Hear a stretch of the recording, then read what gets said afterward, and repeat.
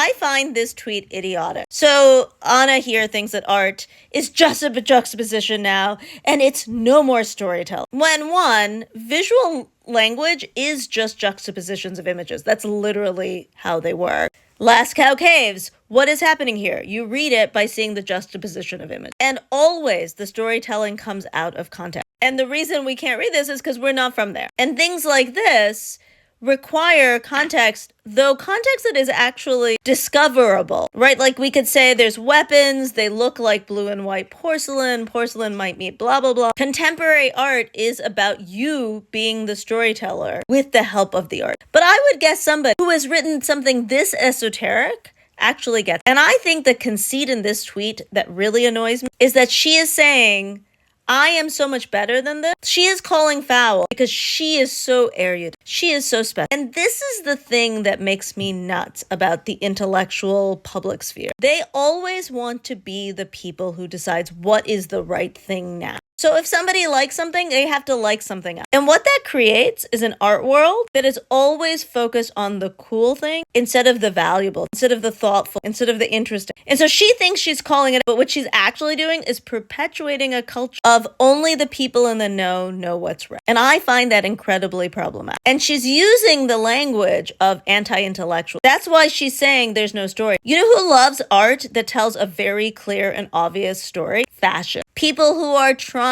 to dumb it down. People who say we shouldn't have to think. That's what she's doing. She's using the language of faux populism to push her own agenda, which is that she is smarter than everyone else. And I hate that kind of stuff. It is bad for viewers, it is bad for the art world, and it's bad for artists.